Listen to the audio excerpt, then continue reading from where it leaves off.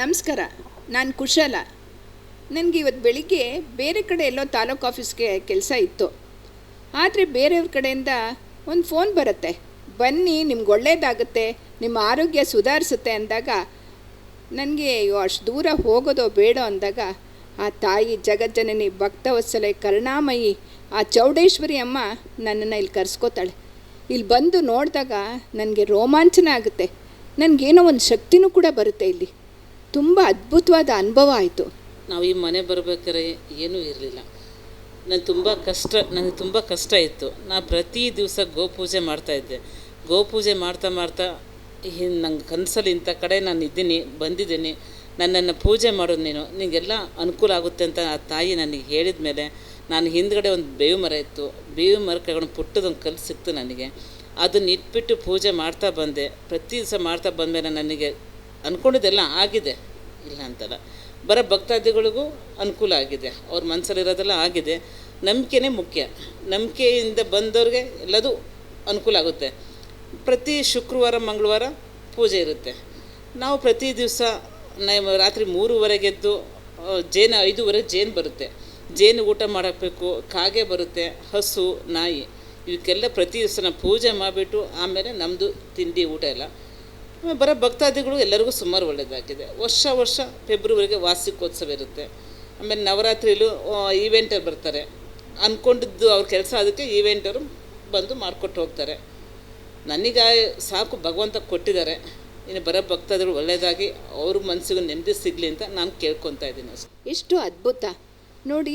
ಮನೆ ಮುಂದೆ ಹಸು ಬರುತ್ತೆ, ಇನ್ನೊಂದು ಬರುತ್ತೆ, ಕರು ಬರುತ್ತೆ, ಎಲ್ಲ ಬರುತ್ತೆ. ಆದರೆ ಜೇನು ಬರುತ್ತೆ ಅಂತ ಹೇಳ್ತಾರಲ್ಲ, ಅಲ್ಲೇ ಆ ತಾಯಿ ಚೌಡೇಶ್ವರಿ ಅಮ್ಮನ ಸತ್ಯ ಎಷ್ಟಿದೆ ಅಂತ. ಎಲ್ಲ ಭಕ್ತಾದಿಗಳನ್ನೂ ಕಾಪಾಡಬೇಕು, ನನಗೇನು ಬೇಡ ಅಂತ ಇವ್ರು ಹೇಳ್ತಾ ಇರೋದ್ರಿಂದ ತುಂಬ ಒಂದು ಒಳ್ಳೆಯ ವಿಷಯನೇ ಸರಿ. ಹಾಗೆ ಒಬ್ಬರು ಭಕ್ತಾದಿ ಬಂದಿದ್ದಾರೆ, ಅವ್ರನ್ನೂ ಕೂಡ ವಿಚಾರಿಸೋಣ ಬನ್ನಿ. ಅವ್ರಿಗೇನು ಅನುಭವ ಆಯಿತು, ಯಾವ ರೀತಿ ಆಯಿತು ಅಂತ ಕೇಳೋಣ. ನಾನು ಗೀತಾ ಅಂತ. ಆಕಸ್ಮಿಕವಾಗಿ ಇವರು ಬಂದ ಹಾಗೆ ನಾನು ಆ್ಯಕ್ಚುಲಿ ಬರೋ ಪರಿಸ್ಥಿತಿಲಿಲ್ಲ. ಹಾಸ್ಪಿಟ್ಲಿಗೆ ಹೋಗಿದ್ದೆ ಬೆಳಗ್ಗೆ. ಚೌಡೇಶ್ವರಿ ತಾಯಿ ನನಗೆ ಅನುಗ್ರಹ ಕೊಟ್ಟಿದ್ದಾಳೆ ಏನೋ, ದರ್ಶನ ಮಾಡಬೇಕು ಅಂತ.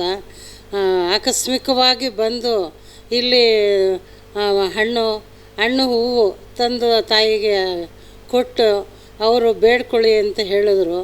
ನನಗೆ ಆ ತಾಯಿ ಮುಖ ದರ್ಶನ ಆಗ್ತಾ ಇದ್ದಂಗೆ ಮೈ ತುಂಬ ರೋಮಾಂಚನ ಆಯಿತು. ಆಮೇಲೆ ಅದು ಆ ತಾಯಿ ನಾವು ಏನು ಮನಸ್ಸಲ್ಲಿ ಅಂದ್ಕೊಂಡು, ಅಂದರೆ ಭಕ್ತಿ ಇರಬೇಕು, ನಂಬಿಕೆ ಇರಬೇಕು ತಾಯಿ ಬಗ್ಗೆ.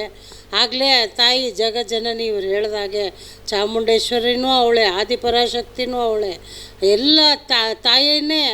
ಎಲ್ಲ ಮಕ್ಕಳು ಆಯಮ್ಮನ ಮಕ್ಕಳೇ.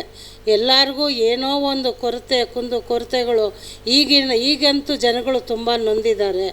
ಎಲ್ಲರೂ ಇಲ್ಲಿ ಬನ್ನಿ. ಈ ಸಣ್ಣ ಮನೆಯಲ್ಲಿ ತಾಯಿ ಬಂದು ಕೂತಿದ್ದಾಳೆ ಅಂದರೆ ನಂಬಕ್ಕೆ ಸಾಧ್ಯ ಇಲ್ಲ. ಅವರು 3 ಗಂಟೆಗೆ ಎದ್ದು ಅಮ್ಮನಿಗೆ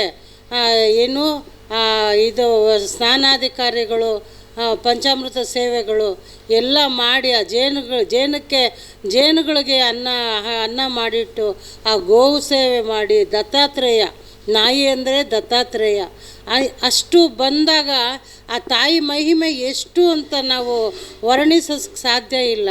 ನನ್ನ ಅನುಭವ ಹೇಳ್ತೀನಿ. ನಿಜವಾಗ್ಲೂ ಬೇಡ್ಕೊಂಡು ನಡೆಯುತ್ತೆ ಅಂತಂದರೆ ಆ ತಾಯಿ ನಮ್ಮ ಕೈಗೆ ಬರ್ತಾಳೆ. ಇಲ್ಲಾಂದರೆ ನೀವು ಎಷ್ಟೇ ಬಲಶಾಲಿಯಾಗಿ ಆ ತಾಯಿನ ಕೈಗೆತ್ಕೊಂಡ್ರೂ ಬರೋದಿಲ್ಲ. ನಾನು ಎಲ್ಲ ಕಣ್ಣಲ್ಲಿ ನೀರು ಬಂದುಬಿಡ್ತು ನನಗೆ. ನಾನು ಅಷ್ಟು ನೊಂದಿದ್ದೀನಿ ಜೀವನದಲ್ಲಿ. ಆ ತಾಯಿ ನನ್ನ ಕೈಗೆ ಬಂದು ನಾನು ಬೇಡಿಕೊಂಡು ಆಮೇಲೆ ಮತ್ತೆ ಇಟ್ಟು, ಅಮ್ಮ ನಿನ್ನ ಸ್ಥಾನದಲ್ಲೇ ನೀನು ಕೂತ್ಕೋ ಅಂತೇಳಿ ನಾನು ಕೂರಿಸ್ದೆ. ಮತ್ತೆ ಅದು ಎದ್ದು ಬರಲಿಲ್ಲ. ಮತ್ತು ಆ ಅಮ್ಮನಿಗೆ ಹೂವನ್ನು ಪ್ರಸಾದವಾಗಿ ಕೊಟ್ಟಿದ್ದಾಳೆ. ಎಲ್ಲ ಭಕ್ತಾದಿಗಳು ಈ ಜಾಗ ಹುಡ್ಕೊಂಡು ಬನ್ನಿ, ನಿಮ್ಮ ಕಷ್ಟಗಳೆಲ್ಲ ಆ ತಾಯಿ ಹತ್ರ ಬೇಡ್ಕೊಳ್ಳಿ, ಎಲ್ಲರೂ ಸುಖ ಸಂತೋಷವಾಗಿರಬೇಕು ಅಂತ ನಾನು ಎಲ್ಲರಿಗೂ ನಾನು ಜನಗಳಿಗೆ ಹೇಳ್ಕೊಳ್ತೀನಿ. ಆ ತಾಯಿನ ಸೇವಿಸ್ತಾ ಇರೋ ಈ ತಾಯಿಗೂ ಆಯುರಾರೋಗ್ಯ ಐಶ್ವರ್ಯ ಕೊಟ್ಟು ಚೆನ್ನಾಗಿಡ್ಲಿ ಅಂತ ನಾನು ಕೇಳ್ಕೊಳ್ತೀನಿ. ಧಾರ್ಮಿಕ ಕ್ಷೇತ್ರದಲ್ಲಿ ಮುಂದೆ ಬಂದು ತಾಯಿ ಚೌಡೇಶ್ವರಿ ಅಮ್ಮನ ನಂಬಿದವ್ರನ್ನ ಯಾವತ್ತೂ ಕೈ ಬಿಡಲ್ಲ. ನಂಬಿಕೆನೇ ಜೀವ, ನಂಬಿಕೆನೇ ದೇವರು. ಹಾಗಾಗಿ ತಾವು ಯಾವುದಾದ್ರೂ ಎಷ್ಟಾದರೂ ಕೆಲಸ ಇರಲಿ, ಒಂದು ಕ್ಷಣ ಈ ತಾಯಿ ದರ್ಶನ ಮಾಡಿ ಹೋದರೆ ನಿಮ್ಗೆ ಖಂಡಿತ ಒಳ್ಳೆಯದಾಗುತ್ತೆ.